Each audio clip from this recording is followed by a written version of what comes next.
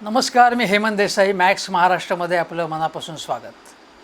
गेले काही दिवस महाराष्ट्राचे राजकारण संपूर्णपणे ढवळून निघालेलं आहे.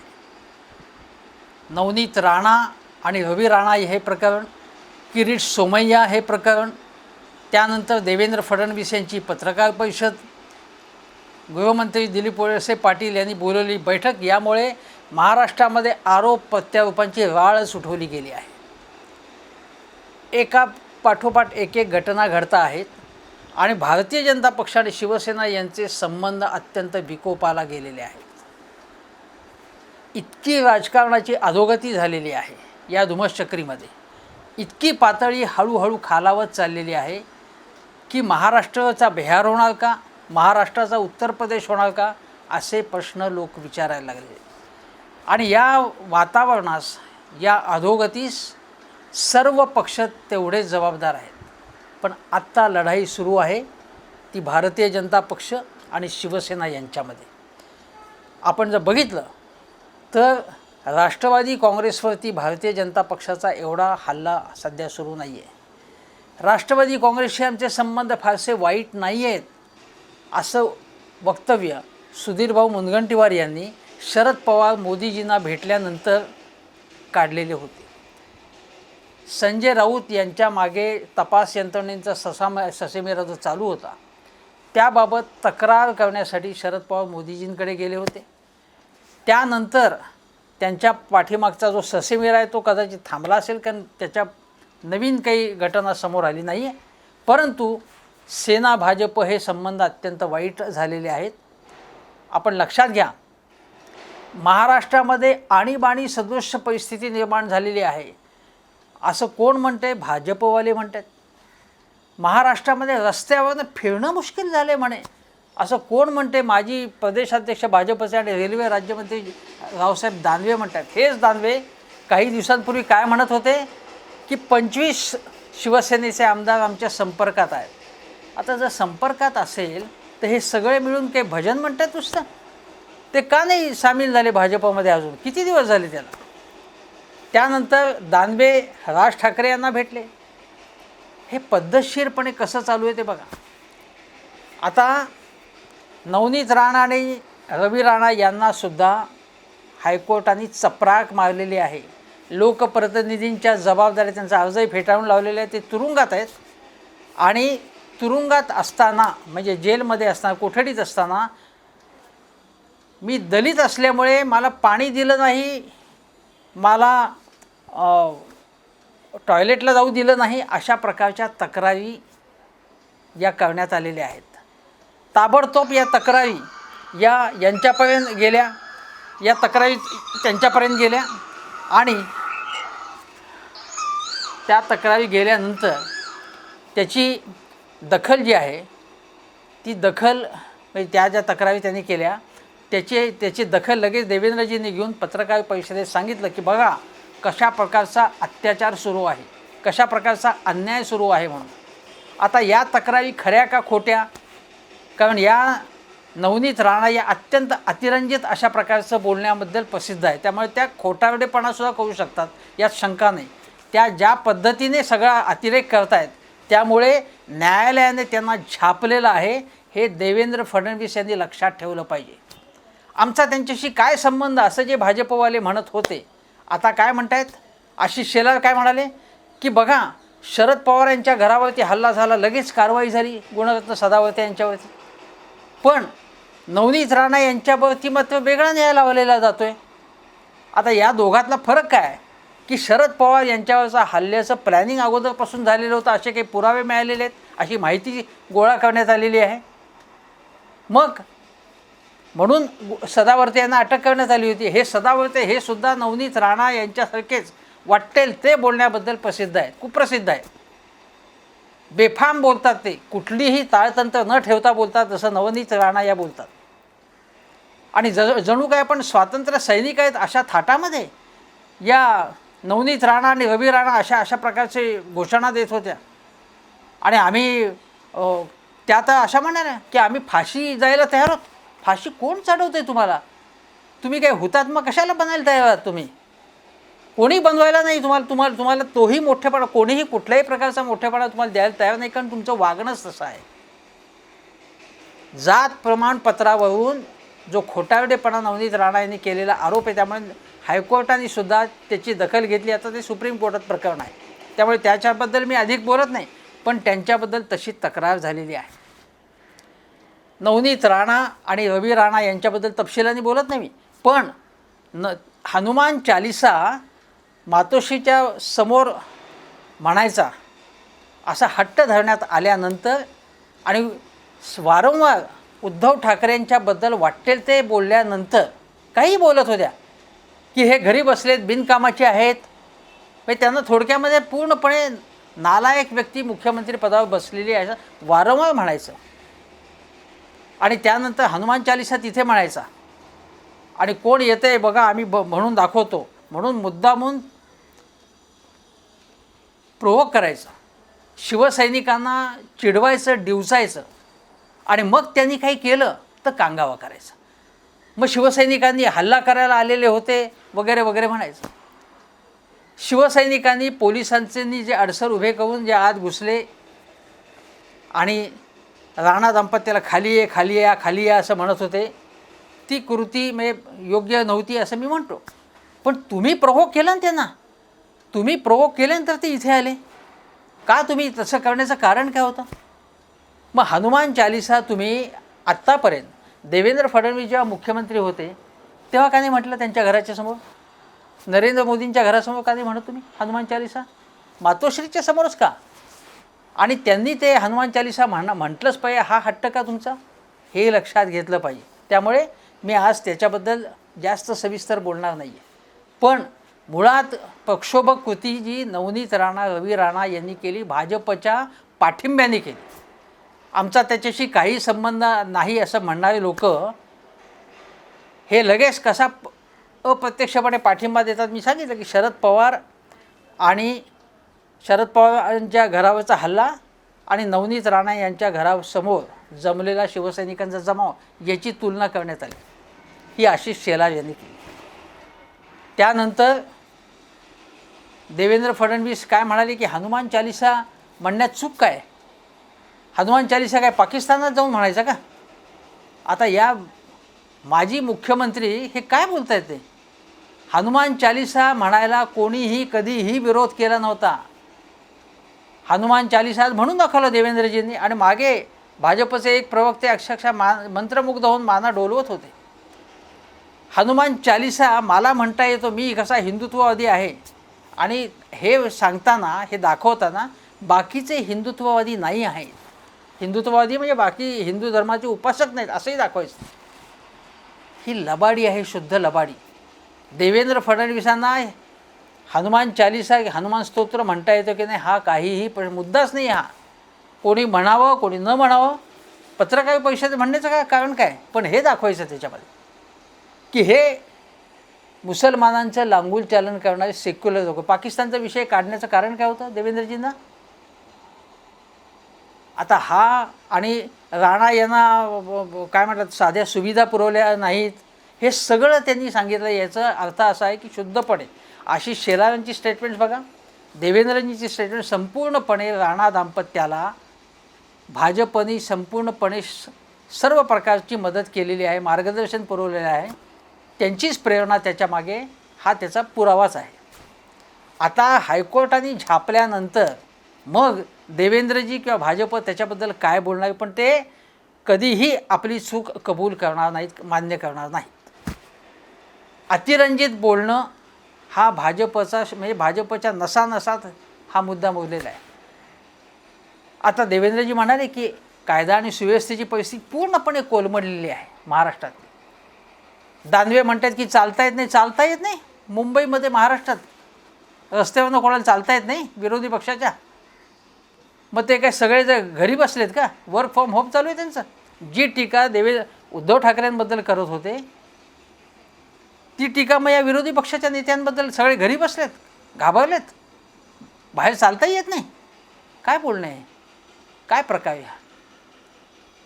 आणि या अशा सगळी ज्या वक्तव्य आहेत. आता मोहित कंबोज जे चालले होते तिकडनं, आता मोहित कंबोज यांनी सुद्धा वाट वाकडी करून मातोश्री भोवती जो मातोश्रीच्या समोर जे स्त्री पुरुष शिवसैनिक जमा झाले होते तिथे मुद्दामून गाडी नेली. गाडी नेल्यानंतर ते त्याच्यातनं उतरले आणि त्यामुळे शिवसैनिक प्रक्षुब्ध झाले. आता संचार स्वातंत्र्य प्रत्येकाला आहे, पण तुम्ही एखाद्या ठिकाणी जिथे अशा प्रकारचं आंदोलन चालू आहे त्या ठिकाणी मुद्दामून त्यांना उचकवण्यासाठी गेलात तर त्याची प्रतिक्रिया होते, ती समर्थनीय असं मी बिलकुल म्हणत नाही आहे. त्यांच्या मागे शिवसैनिक असे लागल्यामुळे ते गाडी घेऊन पळाले तिकडनं. पण हा मॉब लिंचिंगचा प्रकार होता. मग त्यांना सगळे शिवसैनिक ठार मारणार होते तिथे असं देवेंद्रजी म्हणाले. मॉब लिंचिंग जेव्हा देशात ठिकठिकाणी झालं तेव्हा देवेंद्रजी का गप्प बसले होते, त्याच्याबद्दल काही बोलले नाही. त्यांच्या काळात सुद्धा ते मुख्यमंत्री असताना महाराष्ट्रात अशा प्रकारची एक घटना घडली होती. ती अर्थात मागास भटक्या पारधी समाजाच्या किंवा भटक्या विमुक्त समाजाच्या लोकांची झाली होती. ते मॉब लिंचिंग होतं. मुसलमानांच्या हत्या झाल्या तो मॉब लिंचिंगचा प्रकार होता. मोहसिनची हत्या झाली पुण्यामध्ये, काही संबंध नसताना तो मॉब लिंचिंगचा प्रकार होता. त्याच्याबद्दल फडणवीस काही बोलत नाही. आणि हे मॉब लिंचिंग अशी यांची बोंबाबोंब चालू आहे. ते एक लक्षात घेतलं पाहिजे की नारायण राणे म्हणाले की महाराष्ट्रात राष्ट्रपती राजवट लागू केली पाहिजे असं म्हणाले, पण ते असं विसरलं मला वाटतं की जूनमध्ये हे सरकार पडणार आहे असं म्हणाले. ते सरकार पडणार असेल तर नारायण राणेंना राष्ट्रपती राजवट लागू करण्याची मागणी करण्याची गरज काय होती. पण त्यांनी ती मागणी केली. पण देवेंद्रजी म्हणाले की आमच्या पक्षाचं हे धोरण नाही, माझं हे धोरण नाही म्हणून राष्ट्रपती राजवट. पण परिस्थिती मात्र तशा प्रकारची आहे असं ते म्हणाले. देवेंद्रजींच्या काळामध्ये सुद्धा मग असं म्हटलं, शेतकऱ्यांचा जो संप झाला, शेतकऱ्यांचा संप फोडण्याचा कसा प्रकार झाला आठवते का. काही बोगस शेतकरी नेते उभे करून त्यानंतर अभिव्यक्ती स्वातंत्र्याच्या बाबतसुद्धा काही प्रश्न निर्माण झाले होते. काही जणांच्या अटकाही झाल्या होत्या. तेव्हा आणीबाणी होती असं म्हणायचं. काय बोलतायत ते, वाटेल ते बोलते कोणी, काहीही ताळतंत्र सुटलेले त्यांचे. आता नरेंद्र मोदींच्या कार्यक्रम पत्रिकेवरती कालच्या लता मंगेशकर पुरस्कार मोदीजींना मिळाला, चांगली गोष्ट आहे. पण उद्धव ठाकरेंचं कार्यक्रम पत्रिकेत नाव नसणं, कोण जाणार. अशा मुख्यमंत्र्यांना तुम्ही तिथे बोलवलं नाही तर कोण जाणार तिथे. आणि आपली शोभा कोण करून घेईल तिथे. मग एक प्रकारे अपमान असते ना. ठीक आहे, पण त्यावेळी बघा उद्धव ठाकरे त्यावेळी चंद्रभागाबाई ज्या आहेत, ज्या शिवसैनिक आहेत, त्यांनी अशा स्टाईलमध्ये झुकेगा नाही असं म्हटलं आणि मातोश्री भोवती उन्हातानाची पर्वा न करता त्या बसून राहिल्या. त्यांच्या घरी उद्धव ठाकरे जाणीवपूर्वक गेले, चांगली गोष्ट आहे. म्हणजे गरीब कामगार वर्गामधला, म्हणजे शिवडी भागातच त्या बाई राहतात, अत्यंत सामान्य स्थितीतल्या अनेक शिवसैनिकांशी शिवसेना प्रमुखांचे जिव्हाळ्याचे संबंध होते. आणि या सामान्य शिवसैनिकांच्या, कामगारांच्या कुटुंबातल्या लोकांची शिवसैनिकांची जी नाळ जुळली आहे ती अजून कायम आहे. हे लोक मराठी आहेत, गिरण गावातले लोक आहेत, कामगार वर्गातले आहेत, गरीब आहेत. त्यांची शिवसेना आहे हे दाखवण्याचा उत्तम प्रयोग हा उद्धव ठाकरे यांनी केले. बरोबर त्यांची दोन्ही मुलं होती, पत्नी होत्या. आणि मी या शिवसैनिकांना महत्त्व देतो असं त्यांनी सांगितलं. पण हे न आवडल्यामुळे देवेंद्रजी काय म्हणाले, बघा या चंद्रभागाबाईंकडे मुख्यमंत्री गेले, बरंच झालं, पण त्यांनी अनेक तक्रारी तिथे केल्या की त्यांना घर हवं होतं, त्यांच्या मुलांना नोकरी हवी होती, ती कामं झाली नाहीत. म्हणजे याच्यामध्ये सुद्धा अनेक लोकांची अनेक कामं असतात मुख्यमंत्र्याकडे, देवेंद्रजींकडे अनेक अर्ज येतात, ते असतानासुद्धा अनेक अर्ज येत होते. सगळ्यांची सगळी कामं प्रत्येकजण करू शकतो का. तशी त्याला पॉवर असते. मला वाटत नाही तशी त्याला पॉवर असते असं. म्हणजे या प्रकारे तुम्ही जर बोलात की या प्रकारे जर तुम्ही बोललात की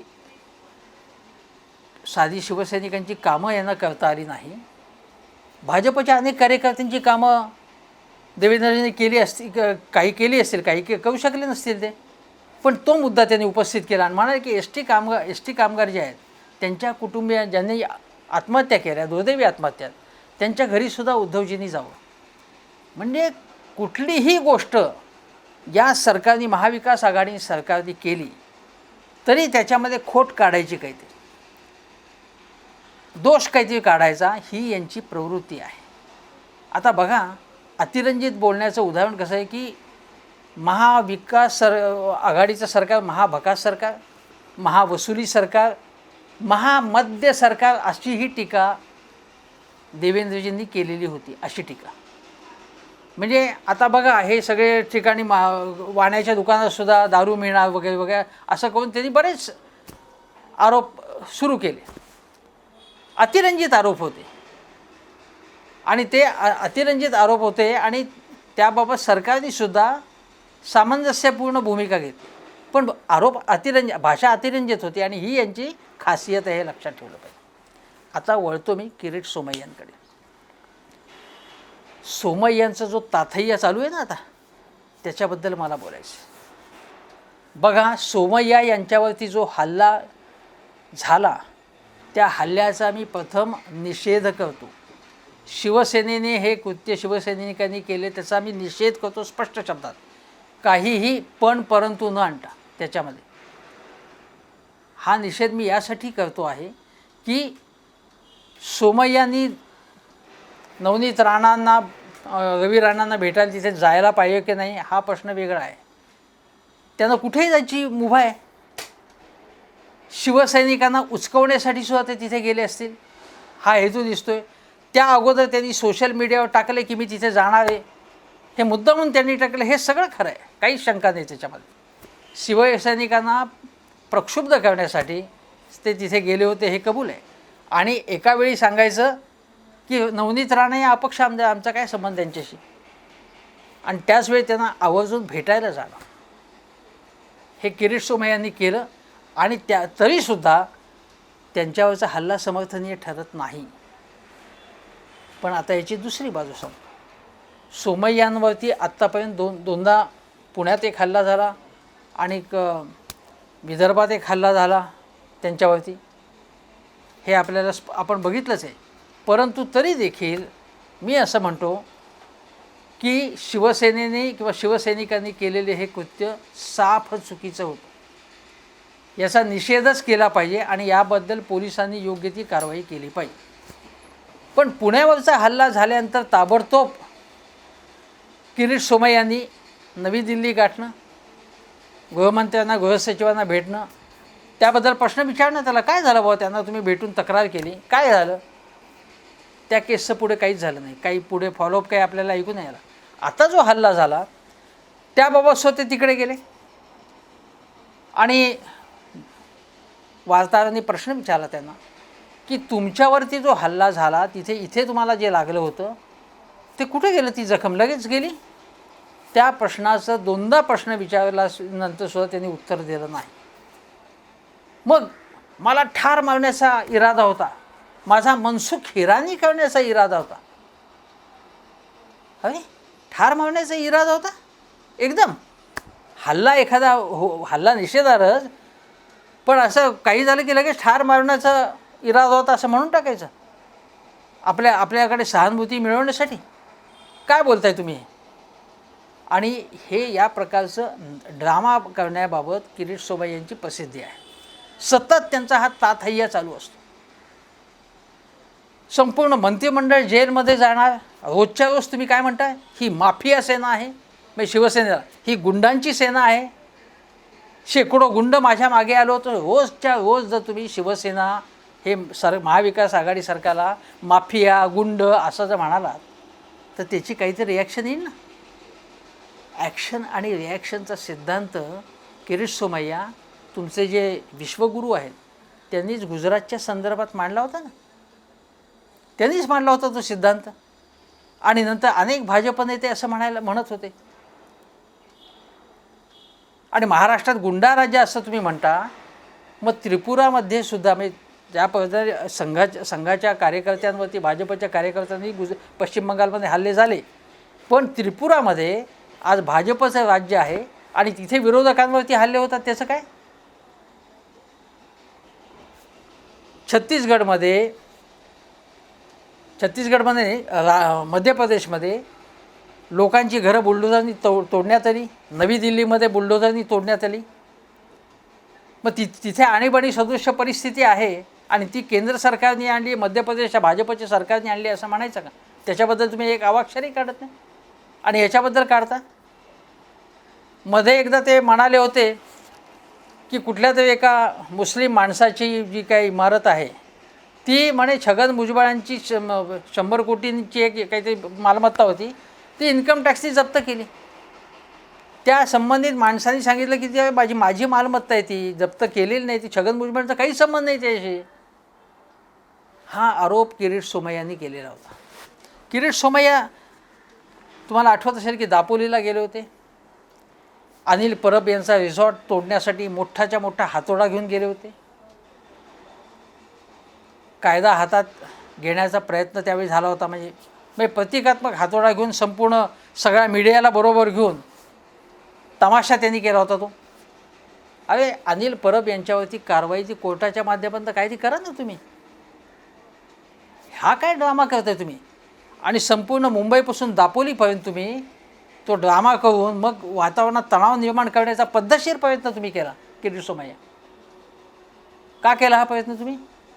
हसन मुश्रीफ यांच्यावर आरोप करण्यासाठी किंवा यांचा भांडाफोड करण्यासाठी सोमय्या जेव्हा कोल्हापूरला जाणार होते त्यावेळी त्यांना अडवण्याचं काम झालं. ते चुकीचं होतं सरकारने केलेलं, किंवा मुख्यमंत्री शिवसेनेचे आहेत, गृह खात्याने केलेली जी काही कारवाई आहे ती चुकीची होती, त्यामुळे त्यांना महत्त्व मिळालं.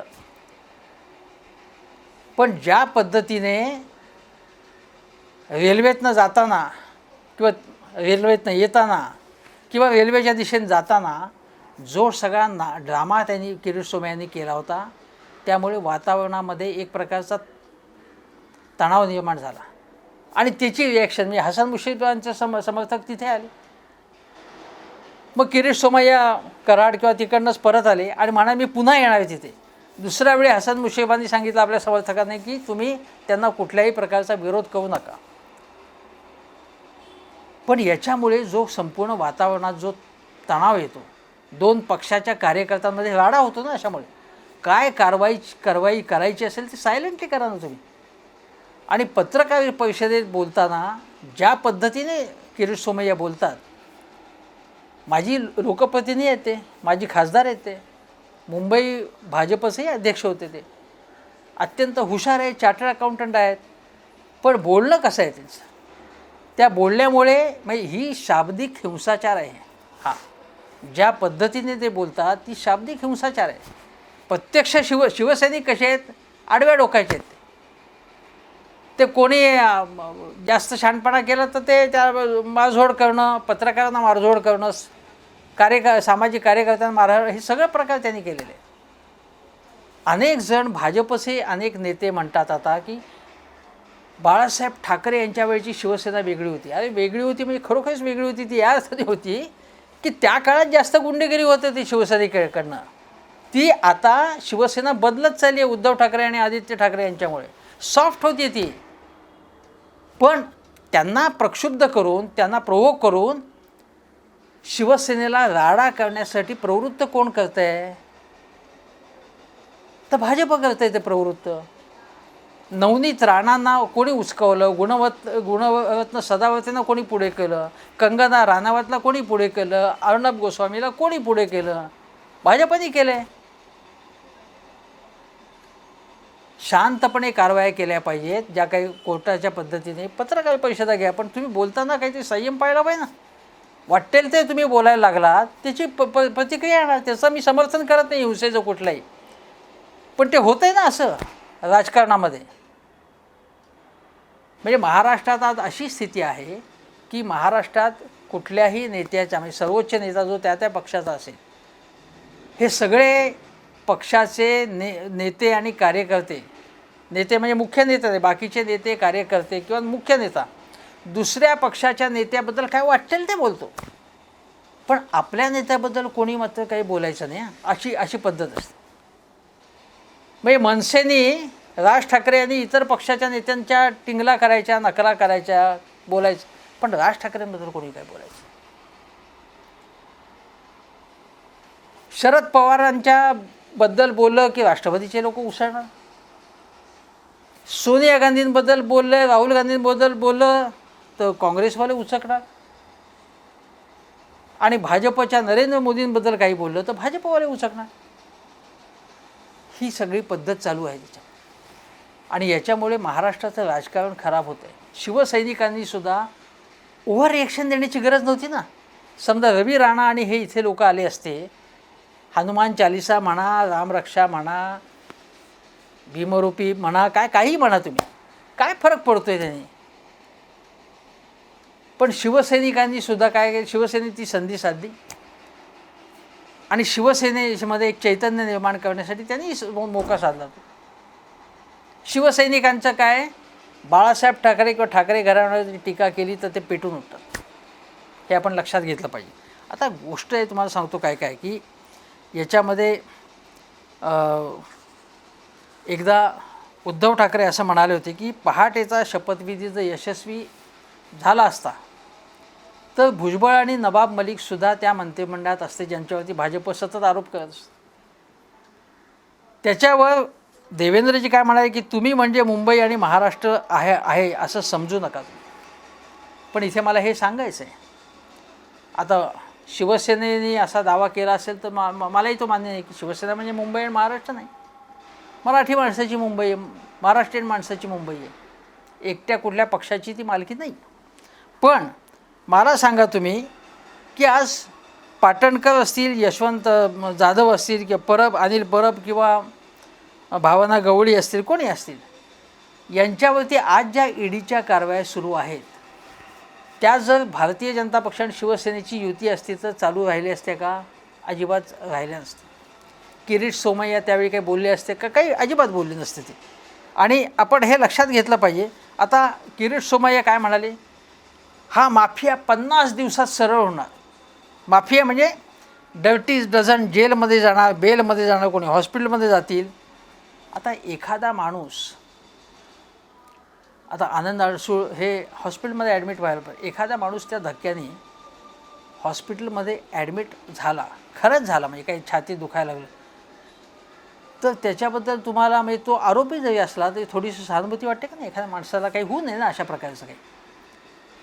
पण अशी शेखी मिरवणं, संपूर्ण मंत्रिमंडळ जेलमध्ये जाणारे असं म्हणणं, काय तेवढ्या प्रमाणात काही झालेलं नाही, ते तेवढ्या प्रमाणात अजिबात झालं नाही. आणि असं म्हणणं, दमदाट्या करणं, आणि नंतर दुसरी गोष्ट म्हणजे किरीट सोमय्यांना सगळी माहिती कशी मिळते अगोदर आणि मग कारवाई होते, हा प्रश्न आहे ना.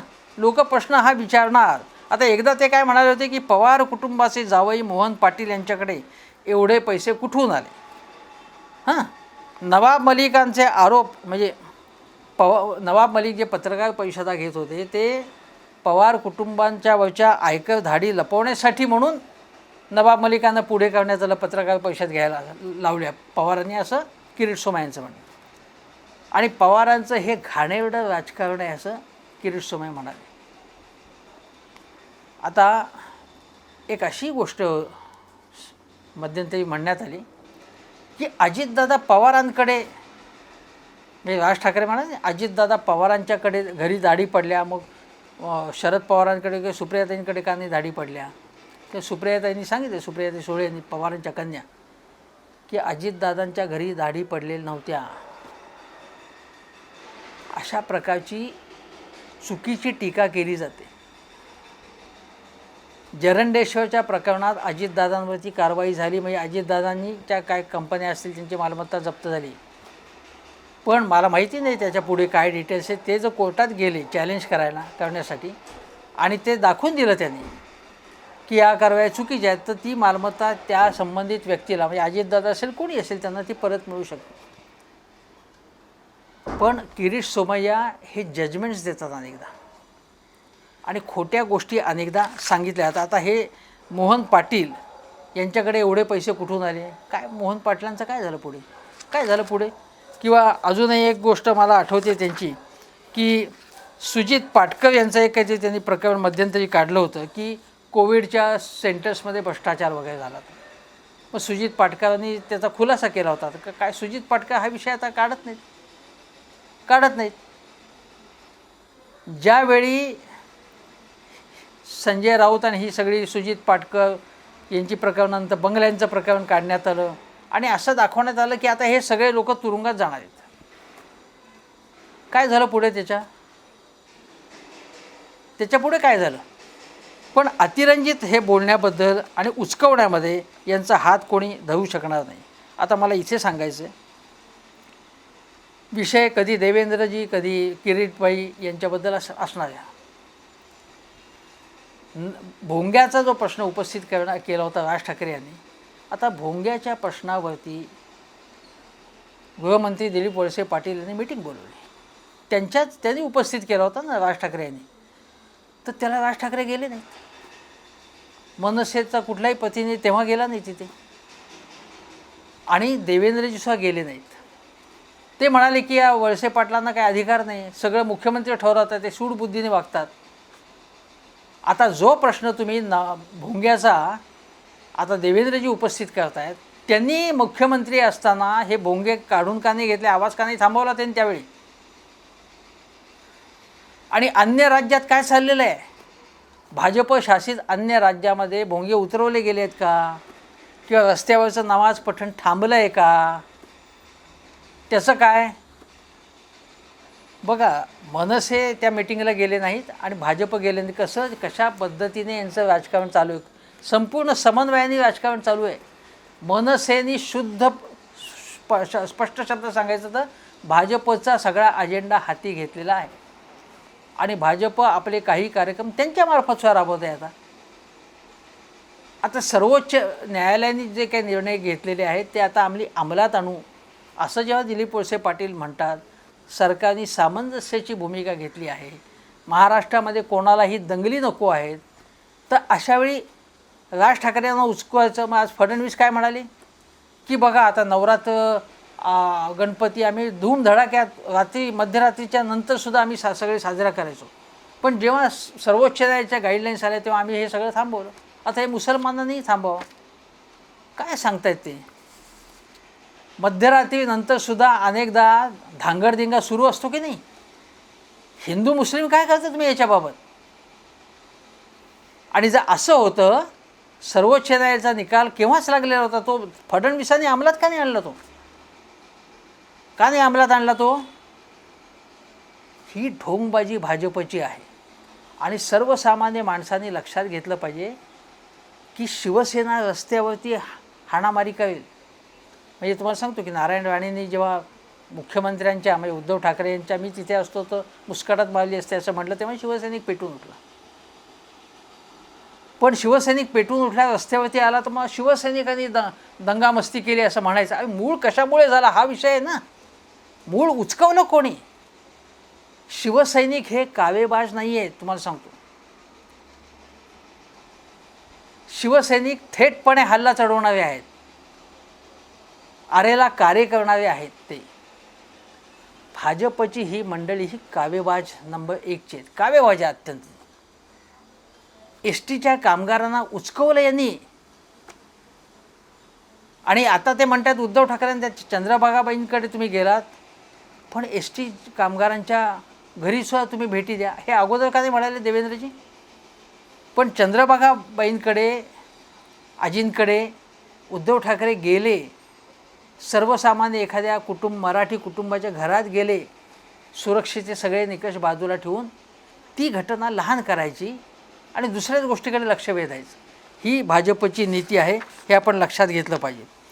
आता या सगळ्या याच्यामध्ये काही मुद्दे आहे की एक फहमिदा खान नावाच्या NCP कार्यकर्त्या म्हणाल्या की मला हनुमान आणि चालिसा आणि नमाज पठणाची मोदींच्या घरासमोर मला ते वाचायचं आहे, पठण करायचं, त्याची परवानगी द्या. आता याची गरज काय आहे? म्हणजे राष्ट्रवादीची एक कार्यकर्तीसुद्धा या प्रकारचं जर बोलायला लागली तर राष्ट्रवादी आणि भाजप याच्यात काय फरक आहे? राष्ट्रवादी आणि मनसेत काय फरक आहे याच्यात? तिने व्हिडिओ रिलीज केला. शरद पवारांनी आपल्या कार्यकर्त्यांना सुद्धा त्यांना काय म्हणतात त्यांना कानपिचक्या देण्याची आवश्यकता आहे. दुसरी गोष्ट आहे की मी म्हटलं तुम्हाला त्याप्रमाणे की अतिरंजित गोष्टी ज्या आहेत की अतिरंजित पद्धतीने उद्धव ठाकरे म्हणायचं, हे सतत गुंडगिरी करतात शिवसेनेवाले असं म्हणायचं, मॉब लिंचिंग, आणीबाणी, रस्त्यावरून फिरणं अशक्य आहे असं म्हणणं, हे संपूर्ण हे अतिरंजित शब्द आहेत आणि ही शाब्दिक हिंसाचार आहे आणि तो अधिक गंभीर आहे असं माझं म्हणणं आहे. मी कुठल्याही प्रकारे इथे राष्ट्रवादी काँग्रेस शिवसेनेचं समर्थन करणार नाही. ज्या गोष्टी योग्य आहेत त्या योग्य आहेत म्हणतो, पण इथे शाब्दिक हिंसाचार हे किरीट सोमय्या, नारायण राणे, त्यांची मुलं, मोहित कंबोज ज्या पद्धतीने प्रोव्होकेटिव्ह गोष्टी करते, लाऊडस्पीकरचं वाटप करायचं जाहीरपणे मुद्दामून हिंदू मुस्लिम करायचं.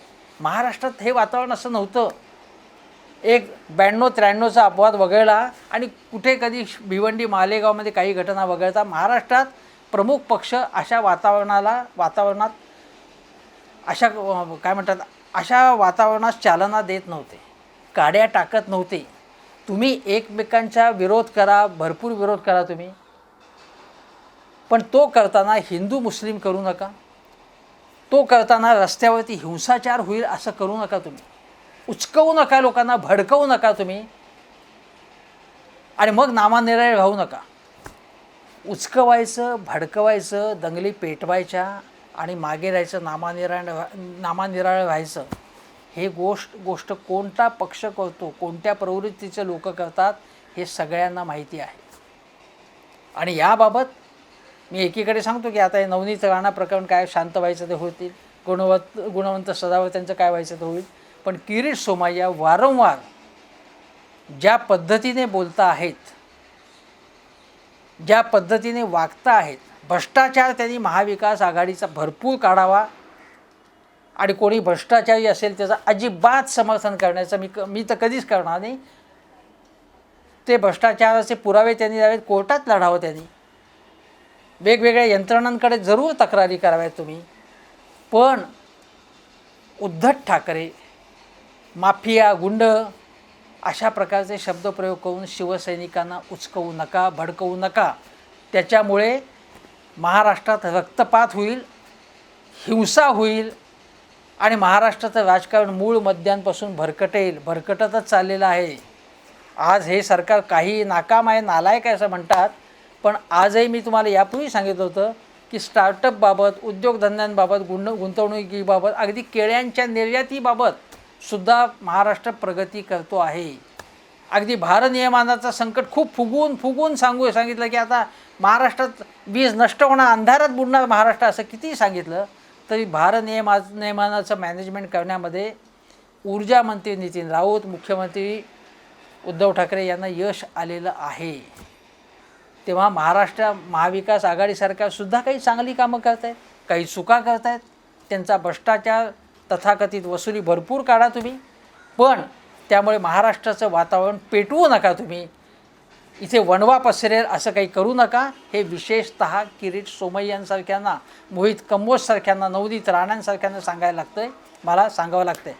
आता या पुढच्या काळातही किरीट सोमय्या यांनी ताथय्या करताना जरा आपला विवेक, विचारशक्ती, समंजसपणा साबूत आहे याचा प्रत्यय लोकांना द्यावा आणि आत्तापर्यंत ते जसं वागत आले तसं वागू नये. भाजपच्या ज्येष्ठ नेत्यांनी सुद्धा किरीट सोमय्यांना याबाबत 2 शब्द सांगावेत असं आवाहन करतो.